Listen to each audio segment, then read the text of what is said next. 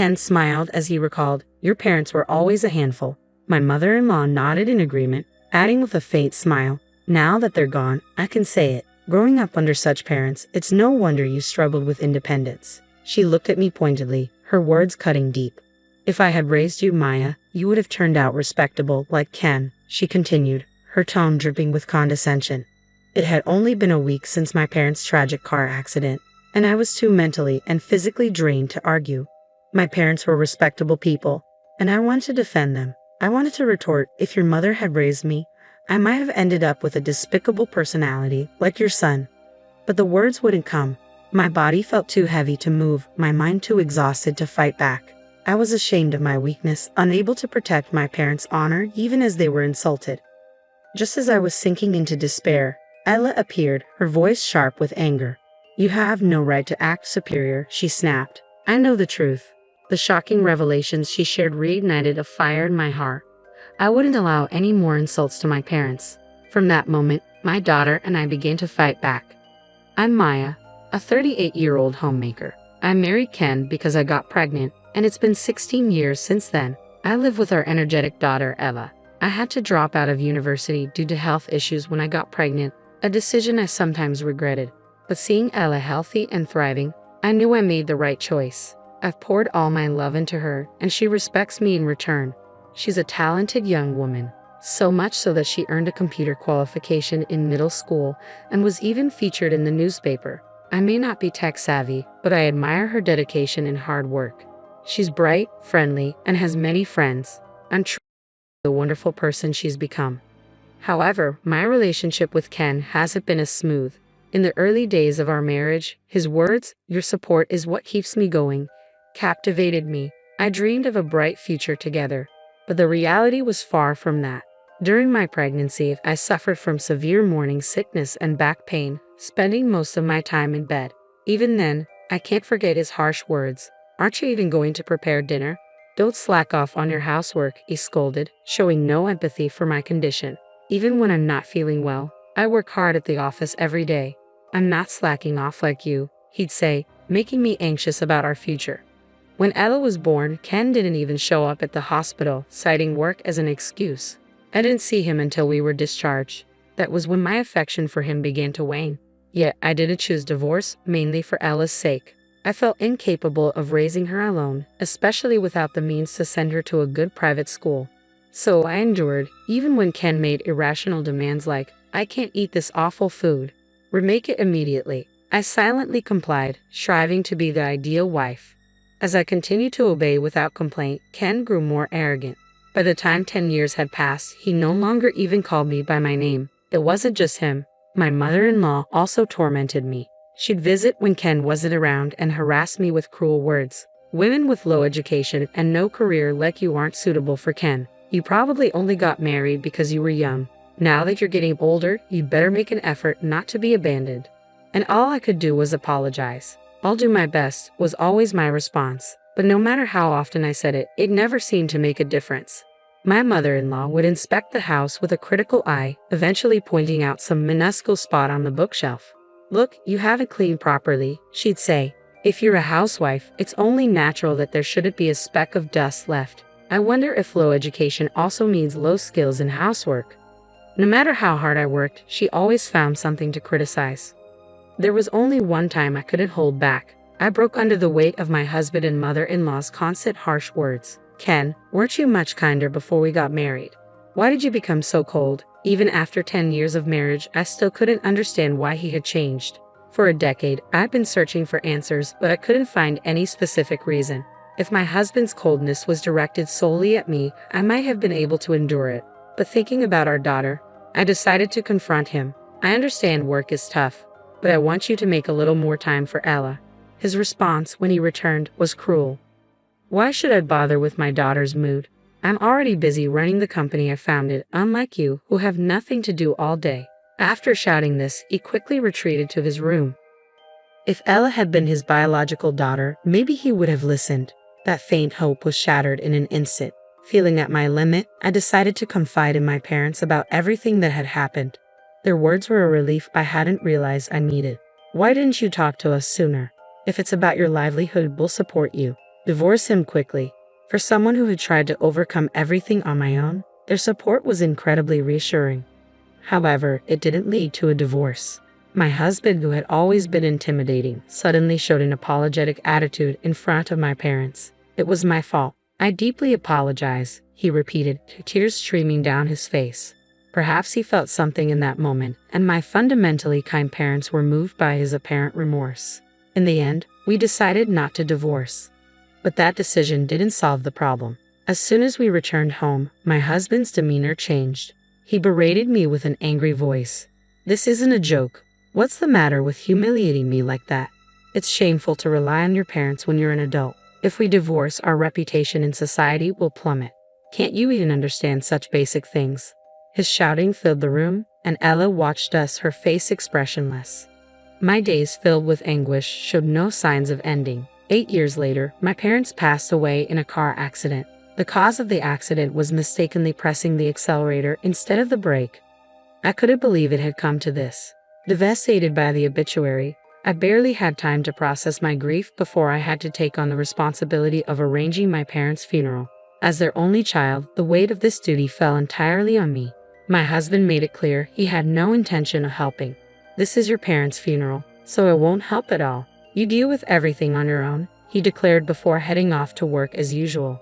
Despite his indifference, on the day of the funeral, he showed up in new clothes with a mournful expression, keeping his head down. I wasn't even allowed to buy new clothes, but it was obvious why he attended. He cared about appearances. His true motives became even clearer a week later, on a Sunday. My mother-in-law and husband came to the house, both wearing smug smiles, and delivered a statement that left me reeling.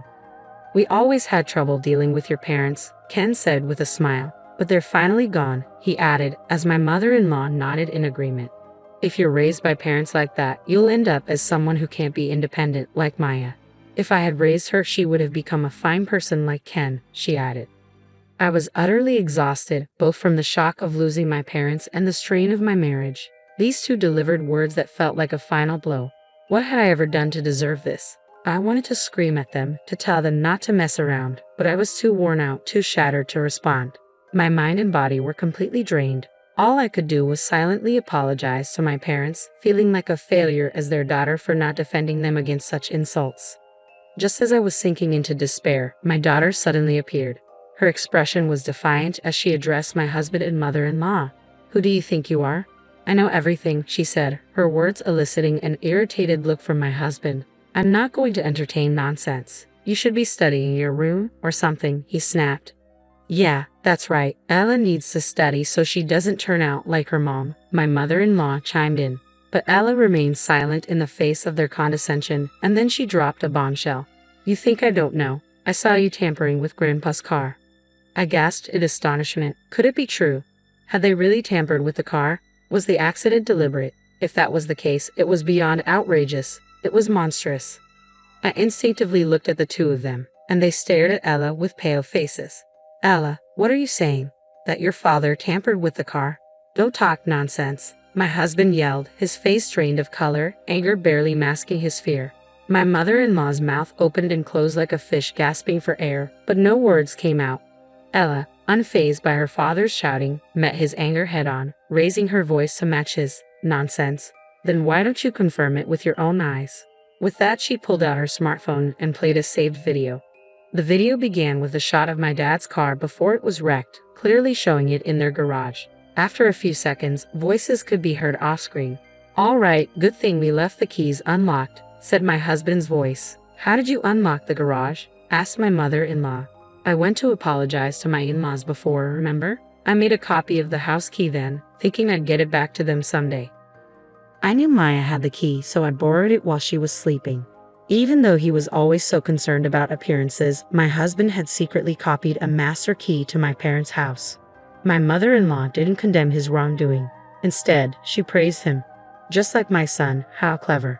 But really, why is your wife so clueless? It's beyond comprehension," she said. I couldn't believe such despicable people were connected to me. It was enough to make my vision blur with anger. As I wondered how my daughter had managed to film such footage, the video continued, capturing their vile conversation.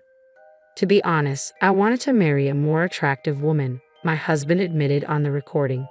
but I was afraid of the trouble from rumors after dumping her, so I ended up getting married. My mother-in-law chuckled and added, "It might be true that even conceiving a child was part of her scheme with you. What a hopeless child she is." They hurled insults at me before turning on a flashlight and beginning to tamper with the car. After about 30 minutes, my husband stood up, wiping sweat from his brow and uttering decisive words. "All right, the setup is complete. I messed with the brakes, so there's bound to be an accident somewhere. My anger won't subside until someone gets seriously hurt." My mother-in-law agreed with a sinister satisfaction, saying, "Yes, make my son bow like that. Those people deserve to suffer." The video ended as they left the garage, acting as if nothing had happened. Ella looked at her father, her face filled with a sense of superiority. "How about it? Can you still call this a lie?" she asked, leaving my husband speechless. "Debbie, why would there be such a video?" he stammered, his confidence shattered. "I filmed it myself," Ella stated, her voice steady. "What he did to Grandpa's car and how he mocked Mom is unforgivable. He's truly the worst man, isn't he?" She sighed heavily, her frustration evident, then addressed them slowly. "Sharing the same blood as you is nothing but disgraceful. If only I had noticed that camera's existence a little sooner, this wouldn't have happened. Realizing it only after the funeral proves that surveillance cameras are useless." Ella's eyes narrowed as she looked at them coldly. "People like you should be arrested." The moment they heard the word arrested, their faces changed. "Arrested? Becoming a criminal? That's absurd. Hand over that phone," my husband shouted, lunging at our daughter. Instinctively, I stepped in and skillfully dodged him, knocking him to the floor. "Actually, our family runs self-defense classes I used to attend before getting married, so I can easily subdue you when you attack without thinking." "You can't do that. That's violence. I'll sue you," my husband yelled, but the tension that had built up in me for years snapped, and I finally let my emotions take over. "Violence? Then what do you call what you just tried to do to Ella? I can't believe you tried to lay a hand on your own daughter." Perhaps surprised by my unexpected retaliation, he stumbled over his response. "And no, that's what you're doing is clearly voyeurism," he stammered, trying to regain control of the situation. Ella cut him off sharply. "I had Grandpa's permission. I wanted to test the new security camera system I built." He scoffed. There's no way Ella could build a system like that. But Ella, with abilities that seemed unlikely to have come from me, had received awards in programming. She was considered a prodigy, so much so that news crews had come to her school to interview her. "You didn't even know about the awards, did you?" she retorted, her voice dripping with contempt. "I earned awards for programming, yet I've had to endure being a failure of a parent," Ella said, her voice laced with contempt as she delivered the final blow. "Now you're going to get arrested, and you'll be a failure as a member of society too." She fixed her father with a cold gaze. "You call yourself elite, but you don't even know basic things that high schoolers do. Maybe your definition of elite is different, but to me it's just vanity." At last, my mother-in-law, who had been silent until now, finally raised her voice. "That's enough. I can't believe you'd refer to your own father like that. Maybe it's because you, Maya, are so violent that this child grew up to be violent too." I was speechless, utterly astonished. Had she already forgotten what happened earlier when her son tried to attack our daughter? Ella shot back, "Criminals should stay quiet. Breaking my smartphone is pointless. The data is in the cloud, so you can't erase it anyway." Impressed by my daughter's foresight, I watched as she continued. "Why suddenly talk about clouds?" she mocked. "I'm not talking about the sky. I'm talking about the internet. Elite people like you should understand, right? Especially after all the boasting you did to Mom." But both my husband and his mother remained silent, clearly unfamiliar with cloud computing. "Calling yourselves elite is just plain vanity," Ella continued. "What a pitiful family. Don't be ridiculous. Who do you think has been feeding you all this time? With whose money?" my husband retorted angrily. "It's not that she didn't work, but that she couldn't," Ella replied coolly. In fact, my husband had pressured me into being the housewife, insisting that a dual income would ruin his rich man image. He gradually stripped away what little independence I had. But today, those days end. Seeing my daughter bravely stand up, I realized I needed to do the same. Ella is right. I've stayed in this marriage for our daughter's sake, but being with someone like you is detrimental to her," I said firmly. "Are you really asking for a divorce? How will a woman who's never worked survive without me?" my husband shouted, his contemptuous attitude exposing how hollow his pride really was. I decided to shatter that inflated ego. Do you really think you can live without me? Who do you think irons your suits every day, cleans this comfortable house, prepares your favorite meals? I've done all that. Without me, do you think you can handle it all by yourself? Of course I can, he responded, though his voice wavered with uncertainty. Your voice seems shaky. Are you really confident? I pressed. Yeah, well, anyway, there's prison life waiting for you from now on, so there's no need to worry about that, Ella said with a smile. I almost laughed. That's a relief. Your life as an elite is over, and from now on, you won't have to worry about society's gaze. As he continued to speak, it seemed he reached a breaking point and suddenly screamed, breaking free from my grasp. This is no joke. There's no way I'm going to prison. If I just destroy the cameras, the evidence disappears, he yelled, rushing off and leaving his mother behind. But he tripped over my shoes and fell, flailing like a frog in the doorway. Seeing him in such a state, Ella calmly called the police. In the end, both my husband and his mother were taken away by the authorities.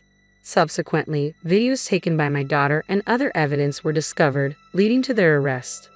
Anger welled up within me as I thought about the truth behind my parents' deaths. The trial is still ongoing, but I hope they receive appropriate punishment.